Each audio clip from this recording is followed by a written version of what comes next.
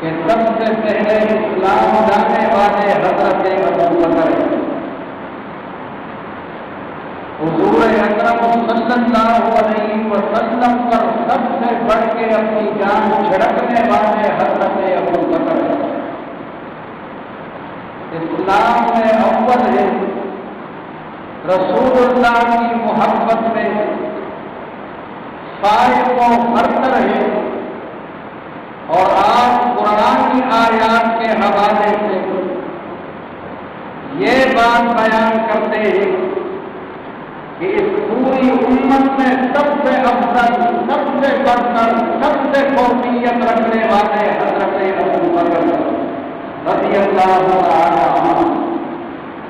قرآن کریم سورہ نور کی آیت نمبر 22 آپ نے سنی۔ اللہ تعالیٰ حضرت ابو بکر کو بڑائی والا، فضیلت والا، بزرگی والا فرما رہا ہے۔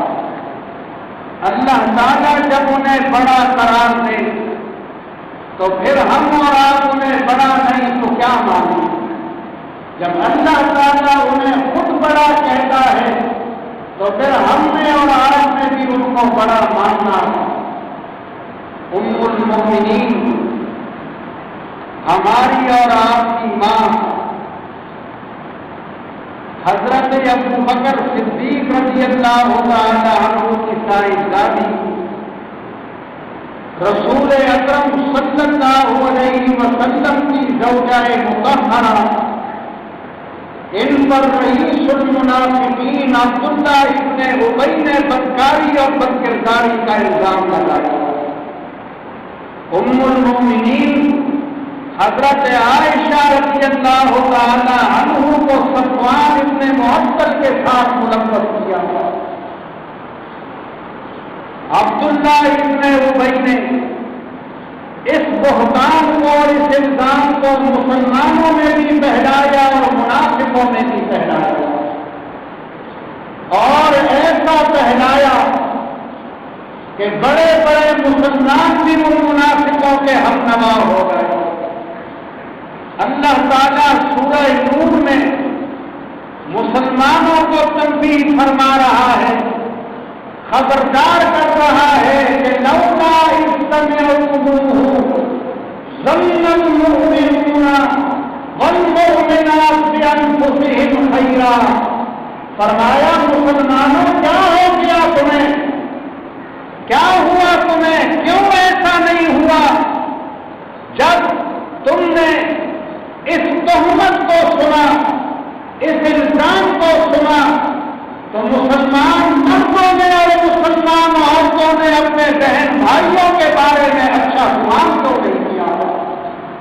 جب یہ تہمت اور یہ ناپاک باتیں سنی تو کیوں ایسا نہیں ہوا کہ تم نے اپنے مسلمان بہنوں اور بھائیوں کے بارے میں اچھا گمان کیا ہوتا کہ ہمارے مسلمان بہن بھائی ایسا نہیں کر سکتے۔ وَقَالُوا هَذَا إِفْكٌ مُبِينٌ، اور کیوں نہیں کہا تم نے، تمہیں کہنا چاہیے تھا کہ یہ تو ایک کھلا ہوا بہتان ہے۔ کیوں تم نے نہیں کہا، کیوں تمہاری زبانیں بند ہو گئی؟ اللہ تعالیٰ قیامت تک آنے والے مسلمانوں کو ہوشیار کر رہا ہے کہ جب معاشرہ مسلمان میں کسی ماں پر، کسی بہن پر، کسی بیٹی پر الزام لگایا جائے اور اس کی عزت کو چھینٹے مارے جائیں تو اس کو آگے نہیں بیان کیا جائے گا، بلکہ خیال اور گمان یہ کریں گے کہ نہیں ہماری مائیں، ہماری بہنیں اور ہماری بیٹیاں ایسی نہیں ہیں، ان کے بارے میں اچھا گمان رکھا جائے گا۔ فرمایا کیوں تم نے اچھا گمان نہیں رکھا؟ اور فرمایا تم سنی سنائی باتوں پہ عمل کرتے ہو، ایک سے سن رہا ہے اور وہ آگے بیان کر رہا ہے، کوئی تحقیق نہیں، کوئی تفتیش نہیں، کوئی گہرائی میں تم نہیں جاتے کہ بس فلاں کہہ رہا فلاں کہہ رہا ہے تو کیا ہوگا، بات کی تحقیق نہیں ہوگی، تفتیش نہیں ہوگی۔ ارشاد فرمایا کہ کیوں ایسا نہیں ہوا، لولا اس سمعتموه قلتم ما يكون لنا ان نتكلم بهذا، کیوں ایسا نہیں ہوا جب تم نے اس بہتان کو سنا تو کیوں تم نے یہ نہیں کہا کہ ہم اس بارے میں کچھ نہیں کہیں گے؟ تم نے یہ کیوں نہیں کہا؟ تم نے سنا ان کانوں سے اور پھر زبان کو سے آگے بڑھایا اور لوگوں کو وہ باتیں تم نے سنائی۔ ارشاد فرمایا اذ بِأَلْسِنَتِكُمْ وَتَقُولُونَ بِأَفْوَاهِكُمْ وَتَحْسَبُوهُ هَيِّنًا وَهُوَ عِندَ اللَّهِ عَظِيمٌ۔ فرمایا تم لوگوں کی زبانوں کو سے لے لے، ایک کو دوسرے کو یہ بات سناتا ہوا اور پھر یہ باتیں تم اپنی زبان سے آگے کہہ رہے ہو۔ اس بے حیائی اور اس فحش بات کو تم آگے بڑھاتے رہے، یہ خیال تم نے کیا کہ یہ بڑی ہلکی پھلکی بات ہے، تحسبونہ ہینا، تم نے اسے ہلکا گمان کیا، یہ عزت کی بات تھی، یہ مقام اور مرتبے کی بات تھی، ایسی چھینٹے پڑ جائے کسی عورت پر تو وہ اپنی عزت کو آخرے میں کھو بیٹھتی ہے، اور یہ تو رسول اللہ کی بیوی تھی، تمہاری ماں تھی، رسول اللہ کا حرم تھا، جس کی یہ چھینٹے کہاں سے کہاں یہ تو رسول اللہ کو پہنچ رہی۔ جس مرد کی بیوی پر ایسا الزام لگے لوگ اس مرد کو اپنی نگاہوں سے گرا دیتے ہیں، جب رسول اللہ کی بیوی پہ ایسا الزام لگے گا تو رسول اللہ کی عزت و وقت پھر کہاں رہے؟ یہ تو رسول اللہ کو نگاہوں سے گرایا جا رہا ہے۔ فرمایا تم نے اس کو ہلکا پھلکا سمجھ لیا؟ فرمایا وہ ہوا اللہ کے یہاں بڑے گناہ کی بات ہے، بڑا سنگین معاملہ ہے اللہ کے یہاں، تمہارے یہاں تو کوئی حیثیت نہیں ایسی باتوں کو، تمہارے یہاں تو رات دن کا کھیل بن چکا ہے، مگر تمہارے پیدا کرنے والے کے یہاں یہ بڑا سنگین معاملہ، پیدا کرنے والا اس کو معاف نہیں کرتا۔ وَهُوَ عِندَ اللَّهِ عَظِيمٌ۔ فرمایا کیا ہو گیا تمہیں جب تم نے یہ بات سنی؟ تمہیں فوراً کہہ دینا چاہیے تھا کہ سبحان بات اللہ کی دعوت، بات وہی ہے، اپنی ذات میں وہ بات ہے، اسے کسی نے بات نہیں کیا۔ ھذا بہتان عظیم، مگر ام المومنین پہ لگنے والا الزام یہ بہتان عظیم۔ کیوں تم نے نہیں کہا کہ یہ بہتان عظیم؟ کیوں تمہاری زبان پر یہ کلمات نہیں آئی؟ یہ مجھے اور آپ کو تعلیم دی جا رہی ہے کہ جب کسی بیٹی کے بارے میں، کسی بہن کے بارے میں، کسی ماں کے بارے میں ایسا سنو گے تو مزے لے کے اس کو آگے بیان نہیں کرو گے، مرچ مسالہ اسے نہیں لگاؤ گے، وہیں پر اس کی زبان روک لو گے اور کہو گے کہ ایسی باتوں کو میں نہیں مانتا۔ آگے مرچ مسالے نہیں لگائے جائیں گے، ان باتوں کو سکھارا کر کے آگے نہیں بڑھایا جائے گا۔ ارشاد فرمایا کہ جو ایسا الزام لگائے اور ایسی تہمت لگائے اسے گریبان سے پکڑو اور اس کو کہو کہ 4 گواہ پیش کر، تو نے جو بات کی ہے، تو نے جو دعویٰ کیا ہے، تو نے جو الزام لگایا ہے، اب اس الزام کو ثابت کرو۔ صرف الزام نہیں لگائے جائیں گے، الزام کو ثابت بھی کیا جائے گا، اور ثابت کس سے ہوگا؟ 4 گواہ۔ ارشاد فرمایا لولا جاءوا علیہ بأربعۃ شہداء، فرمایا کیا بات ہو گئی، کیوں الزام لگانے والے 4 گواہ نہیں لائے؟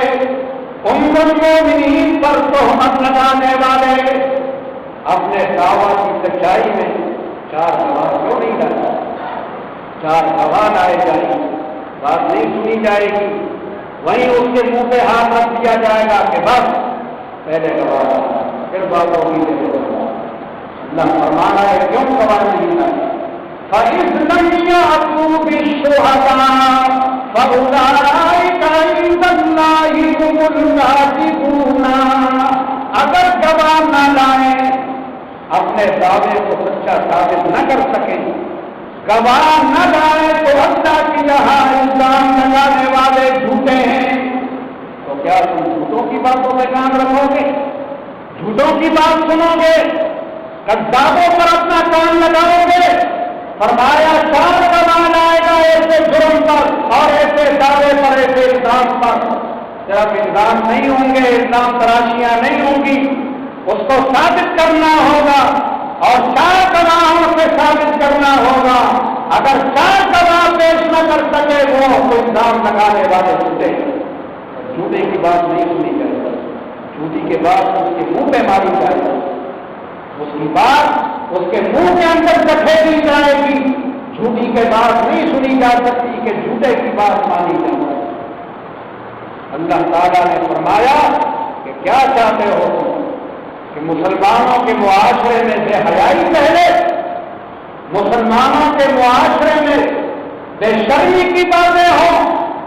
جو یہ چاہتا ہے کہ مسلم معاشرے میں بے حیائی پہلے اور اس میں بے شرمی کی باتیں ہوں کہ فلاں عورت ایسی ہے، فلاں مرد ایسا ہے، فلاں لڑکا ایسا ہے، فلاں لڑکی ایسی ہے، فرمایا جو یہ بے حیائیاں پھیلاتا ہے مسلم معاشرے میں، وہ سن لے کہ اللہ جہاں بھی اسے دردناک سزا دے گا اور دوسرے جہاد میں بھی اسے دردناک سزا دے گا۔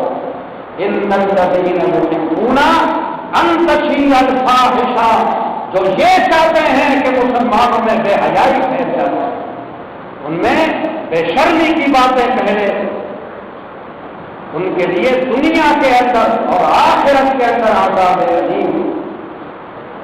جن لوگوں نے یہ الزام لگایا، جن منافقوں نے، مسلمان بھی کچھ ان کے ہم نوا ہو گئے۔ حضرت حسان ابن ثابت جو رسول اللہ کے دربار کے شاعر تھے، حضرت مصطح یہ حضرت ابو بکر کے قریبی عزیز تھے، خالہ زاد بھائی تھے، حضرت حمنا یہ رسول اللہ کی سالی تھی، حضرت زینب بنت جحش کی بہن تھی، یہ بھی ان منافقوں کی ہم نوا ہو گئی۔ اللہ تعالیٰ نے جب یہ آیات اتاری تو ان الزام لگانے والوں کو 80 کوڑے مارے گئے، 80 درے انہیں لگائے گئے۔ جو ایسا الزام لگائے اور ثابت نہ کر سکے اس کی سزا 80 کوڑے، 80 درے۔ ان میں حضرت مصطح یہ حضرت ابو بکر کے رشتے دار، خالہ زاد بھائی تھے، بہت قریب، بہت نادان تھے، ان کا سارا خرچہ حضرت ابو بکر اٹھاتے تھے، جس کے پورے گھر کا خرچہ حضرت ابو بکر اٹھاتے تھے۔ جب مصطح نے تہمت لگانے والوں کا ساتھ دیا اور انہیں سزا ہو گئی تو حضرت ابو بکر نے قسم کھائی کہ اب مصطح پر میں ایک باجو نہیں ہوں، اب میرے گھر سے، میرے خزانے سے، میرے باپ سے اس کو ایک دہڑا نہیں ملے گا۔ اس کو اتنا خیال نہیں آیا کہ یہ رسول اللہ کی بیوی ہے، یہ میری بیٹی ہے، قرابت کا لحاظ بھی نہیں کیا، اس نے رشتہ داری کا پاس بھی نہیں کیا، رسول اللہ کا پاس بھی نہیں کیا، یہ خیال نہیں کیا کہ یہ میری خالہ کی بیٹی ہے، ابو بکر کی بیٹی ہے۔ قسم کھائی کہ اب اس کو ایک پائی نہیں، ایک پیسہ اس پہ خرچ نہیں ہوا۔ اللہ تعالیٰ نے حضرت ابو بکر کو قرآن کریم میں قسم توڑنے کا مشورہ دیا۔ اللہ تعالیٰ یہ مشورہ دے رہا ہے۔ حضرت مصطح نے بڑی معذرت کی، بہت معافی مانگی اور کہا کہ معاف کر دیں، غلطی ہو گئی، آئندہ ایسا کبھی نہیں ہوگا۔ حضرت ابو بکر نے کہا کہ اللہ کی قسم، ابو بکر کے خزانے سے، ان کے گھر سے اور ان کے شہر سے زیادہ بھی کچھ پہ خرچ نہیں ہوگا۔ تو ایسا ثابت ہو گیا، تو نے یہ کام کر کے دکھایا۔ اللہ تعالیٰ نے سورہ نور کی آیت نمبر 22 اور ارشاد فرمایا وَلَا يَأْتَلِ أُولُو الْفَضْلِ منكم والسعي أن يؤتوا ذي القربى والمساكين والمهاجرين في سبيل الله. فرمایا فضیلت والے، بڑائی والے، بڑے لوگ قسم نہ کھائیں. اللہ تعالیٰ کو کیا فرما رہا ہے؟ بڑے لوگ فرما رہا ہے. ارشاد فرمایا ولا يأتل الفضل، بڑے لوگ قسم نہ کھائیں. جب اللہ تعالیٰ ابو بکر کو بڑا فرما رہا ہے تو ہم اور آپ جو انہیں بڑا نہیں مانیں گے؟ ہم بھی انہیں اپنے دین میں بڑا مانیں گے، اپنا پیشوا مانیں گے، تمام امت میں انہیں افضل و بہتر اور پوری امت میں انہیں بڑا سمجھیں گے، کیونکہ اللہ انہیں بڑا کہہ رہا. فرمایا ولا يأتل أولو الفضل منكم والسعي، بڑائی والے اور مال والے قسم نہ کھانا. کس بات کی قسم نہ کھائے؟ أَيُّؤْتُوا ذِي الْقُرْبَى وَالْمَسَاكِينَ وَالْمُهَاجِرِينَ فِي سَبِيلِ اللَّهِ، کہ وہ رشتہ داروں پر، مہاجروں پر اور مسکینوں پر اپنا مال خرچ نہیں کریں گے. رشتہ یہ ان کے رشتہ دار بھی، یہ مسکین بھی تھے، بہت نادار بھی اور مہاجر بھی.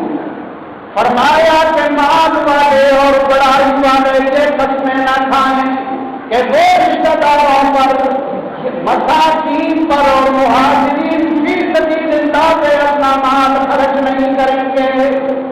وَلْيَعْفُوا وَلْيَصْفَحُوا، فرمایا اللہ تعالیٰ فرما رہا ہے بکر کو کیا فرما رہا ہے؟ معاف در گزر. وَلْيَعْفُوا وَلْيَصْفَحُوا، چاہیے کہ یہ بڑے لوگ معاف کر دیں اور درگزر کریں. أَلَا تُحِبُّونَ أَن يَغْفِرَ اللَّهُ لَكُمْ، کیا تم نہیں چاہتے کہ اللہ تمہیں معاف کر دے؟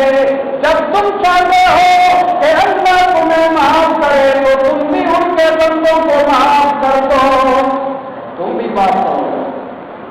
جب یہ آیتیں اتری اور حضور نے حضرت ابو بکر کو سنائی تو رو پڑے تو ان کی داڑھی کر دو.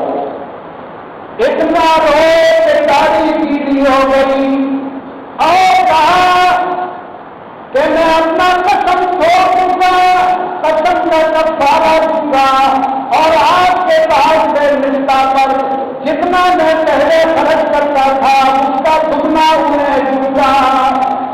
اب اس سے دگنا انہیں عطا کروں گا. قسم کا کفارہ میں دے دوں گا، اپنی قسم توڑوں گا کہ اللہ ہم فرما رہا ہے کہ بڑے لوگ قسم نہ کھائیں.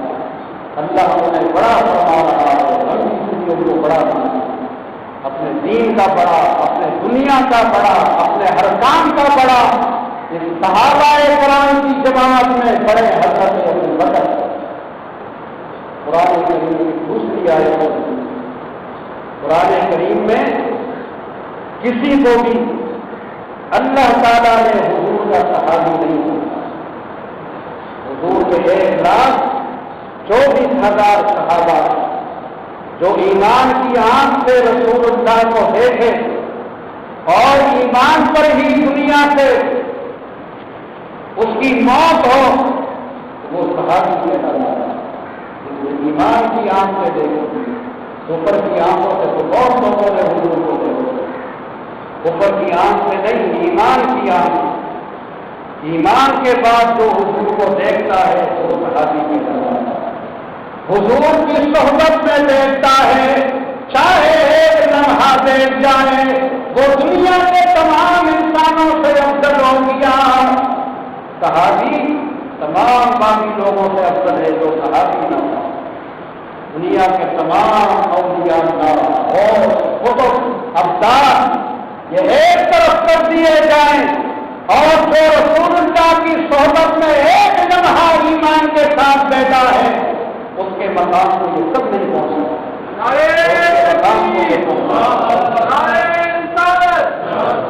حضور کی صحبت کا ہاتھ دے کہ جو حضور کی صحبت میں دیا دنیا کے تمام نیک لوگوں سے وہ افضل و بہتر ہو. حضرت ابو بکر وہ اللہ نے حضور کا صحابی قرآن کریم نے کہا، اس کو صحابی نہیں کہا. 1,24,000 صحابہ، ایک سے ایک بڑھ کر حضور کا محب. لیکن صحابی اللہ تعالیٰ حضرت ابو بکر کو کہتا ہے، ارشاد فرمایا اذ اخرجہ الذین کفروا ثانی اثنین اذ ہما فی الغار اذ یقول لصاحبہ لا تحزن ان اللہ معنا. اللہ مسلمانوں کو ابھار رہا ہے کہ مسلمانوں کیوں جہاد نہیں کرتے ہو، کیوں اللہ کے لیے آواز نہیں اٹھاتے ہو.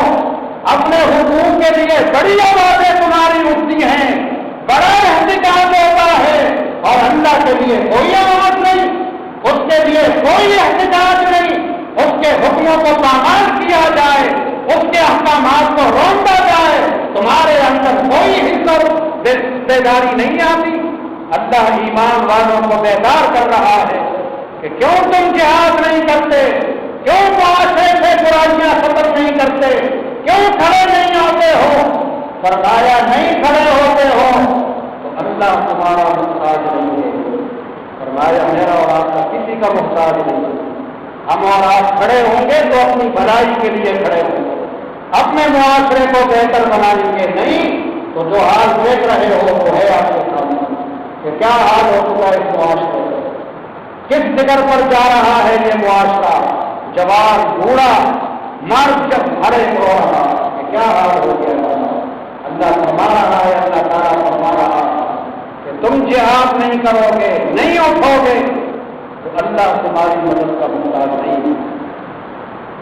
فرمایا اللہ تعالیٰ اپنے نبی کی اور ان کی دین کی اس طرح مدد کرے گا کہ تمہارے خواب و گمان میں بھی نہیں ہوگا، تمہارے وہم و گمان میں بھی نہیں کہ یہ مدد کیسی ہو گئی. اور فرمایا اس کا نظارہ کرنا چاہتے ہو اور اس کی مثال دیکھنا چاہتے ہو تو ہجرت کی راہ دیکھ لو. اللہ تعالیٰ نے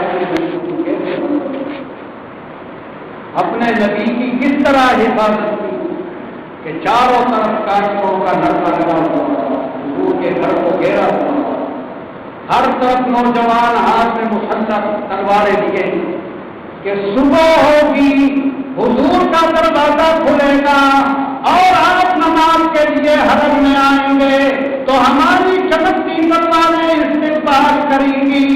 آج رات محمد کی آخری رات ہے صلی اللہ علیہ وسلم. ان کے گمان میں، ان کے خیال میں وہ حضور کی زندگی کی آخری رات ہے. صبح ہوگی رسول اللہ کا لاشا مبارکہ کھڑا ہوگا.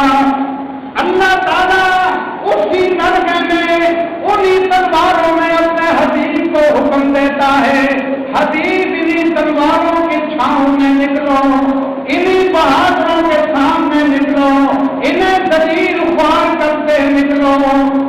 ہجرت کا جواب رات ہی رات ان کو دلیل کرنا، ان کو خوار کرنا ہے. حبیب کو حکم دیا کہ ہاتھ میں ایک مٹی کی ایک مٹھی لے لو اور ان ظالموں کی طرف ڈال دو. جو جہاں کھڑا ہے اس کی آنکھ میں جائے گی، سر میں جائے گی اور وہ آرام کی نیند سو جائے گا اور حبیب ہماری حفاظت کے پہرے میں نکل جائے.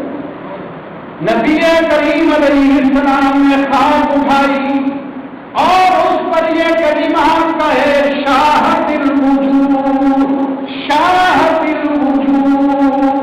اپنے نبی کا خون کرنے والوں، اپنے نبی کی شمع حیات بجھانے والوں، تمہارے چہرے بگڑ جائیں.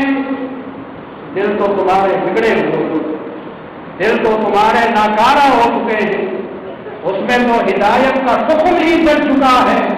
چہرے بھی تمہارے بگڑ، باطن تو تمہارا جل چکا ہے، اندر کی کھیتی تمہاری جل چکی ہے، یہ ظاہر کا چہرہ بھی بگڑ جاتا ہے.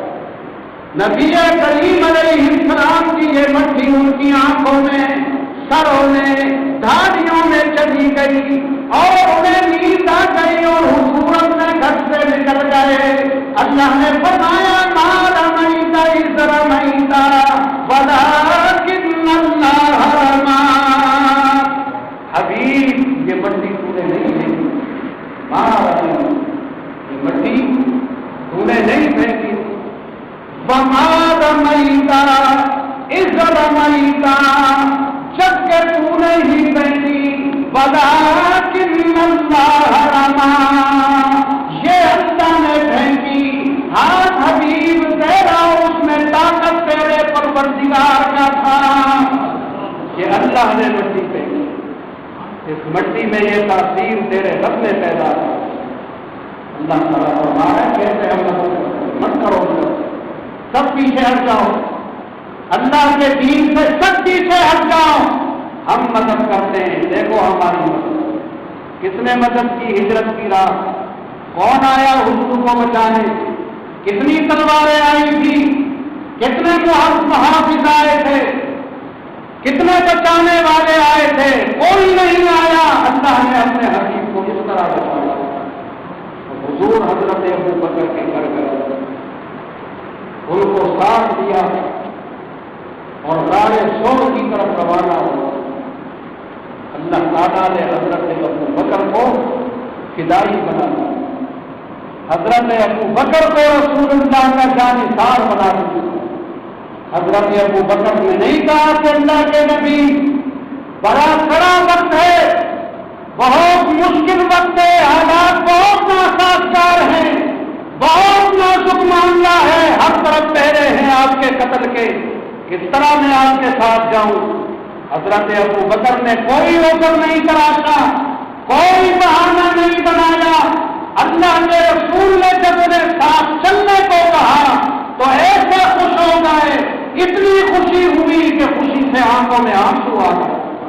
ان کی بیٹی ام المومنین حضرت عائشہ فرماتی ہیں کہ میں کم عمر تھی، پہلے تو میں یہی سمجھتی تھی کہ لوگ دکھ سے رویا کرتے ہیں، رنج سے رویا کرتے ہیں، آج رات یہ اٹھتا مجھ پر خدا کہ خوشی سے بھی رونا آتا، خوشی سے بھی آنکھ میں آنسو آتا۔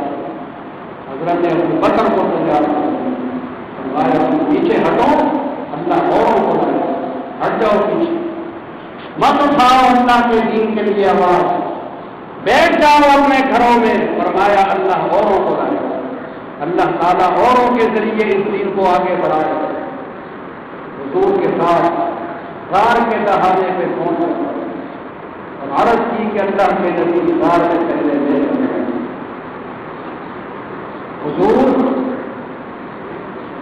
پوری امت میں اول، حضرت ابو بکر ثانی دوسرے، لیکن ہجرت کی رات حضرت ابو بکر اول ہو گئے، رسول اللہ ثانی ہو گئے۔ ہجرت کی رات غار میں پہلے حضرت ابو بکر گئے، غار کو صاف ستھرا کیا، اس لیے اللہ تعالیٰ جب ذکر فرما رہا ہے اس کا تو اپنے حبیب کو اول کہنے کے بجائے ثانی فرما رہا ہے، ابو بکر کو اول فرما رہا ہے کہ ہجرت کے رات وہ پہلے آگے ہو، وہ غار میں پہلے گئے۔ اذ اخرجہ الذین کفروا ثانی اثنین، کہ یاد کرو اس وقت کو بھی، کیسا نازک وقت تھا، کیسا مشکل وقت تھا، کوئی رسول اللہ کا حامی نہیں، اس وقت اللہ نے اپنے حبیب کی مدد کی، اب بھی ان کی اور ان کی دین کی مدد کرے، اب بھی اللہ میں سہارا نہیں چھوڑے۔ اس اخرجہ الذین کفروا، کہ جب کافروں نے اللہ کے نبی کو نکالا اپنے گھر سے، اپنے وطن سے، مکے سے، ایسے حالات بنا دیے کہ رہنا دشوار ہو گیا۔ ثانی اثنین اذ ہما فی الغار، وہ نبی دونے کا دوسرا تھا جب دونوں غار کے اندر تھے۔ نبی دونے کا دوسرا ہے، نبی ہر دوسرے کا اوپر ہے، اور آج نبی دوسرا ہے کہ غار میں پہلے حضرت ابو بکر گئے۔ ثانی اثنین اذ ہما فی الغار، غار کو صاف ستھرا کیا ہے، حضور اندر آ گئے، سو گئے، کافر تلاش کرتے کرتے غار کے ترانے پہ آ گئے، غار کے منہ پر پہنچ گئے، حضرت ابو بکر رنجیدہ ہو گئے، خوف و حزن میں مبتلا ہو گئے، آنکھوں میں آنسو آ گئے۔ حضور نے کہا ابو بکر کیا بات ہے، آنکھوں میں آنسو کیسے، چہرے پر سارے غم کیسے؟ عرض کی اللہ کے نبی، مجھ جیسے تو ہزاروں پیدا ہوں گے مگر آج تک شادی نہیں ہوگا، کافر غار کے بہانے پر آ گئے ہیں، کہیں ایسا نہ ہو کہ یہ پکڑنے آپ کو۔ اللہ کے نبی نے فرمایا اذ یقول لصاحبہ، فرمایا اس وقت کو یاد کرو جب نبی اپنے صحابی سے کہہ رہا ہے اذ یقول لصاحبہ، یاد کرو اسے کہ اللہ تعالیٰ حضرت ابو بکر کو حضور کا صحابی فرما رہا ہے۔ اذ یقول لصاحبہ، جب اپنے صحابی سے، اپنے ساتھی سے حضور فرما رہے تھے لا تحزن ان اللہ معنا، کہ کوئی رنج نہ کر، اللہ ہمارے ساتھ، اللہ کی مدد ہمارے ساتھ ہے، اس کی نصرت ہمارے ساتھ ہے، اس کے رحم و کرم کے پردے ہم پر بچھے ہوئے ہیں، فرمایا کوئی ہم تک نہیں پہنچ سکے۔ فأنزل اللہ سکینتہ علیہ، اللہ نے ابو بکر پر سکون اتارا۔ حضور پر تو پہلے ہی سکون اترا ہوا تھا، حضور تو پہلے ہی تسلی کے ساتھ تھے۔ فأنزل اللہ سکینتہ علیہ، اللہ نے ابو بکر پر اطمینان اتار دیا، دل میں جو خدشات تھے وہ سب نکال دیے، اور حضرت ابو بکر کے دل سے تمام رنج و غم کو دور کر دیا۔ قرآن کریم صحابی کہتا ہے تو حضرت ابو بکر کو کہتا ہے، کسی اور کو قرآن میں صحابی نہیں کہا ہے۔ یہ مقام اور یہ درجہ ہے حضرت ابو بکر کا۔ حضرت ابو بکر کا صحابی ہونا یہ قرآن کریم سے ثابت ہے۔ اور فأنزل اللہ سکینتہ، کہ اللہ نے ابو بکر پر سکینہ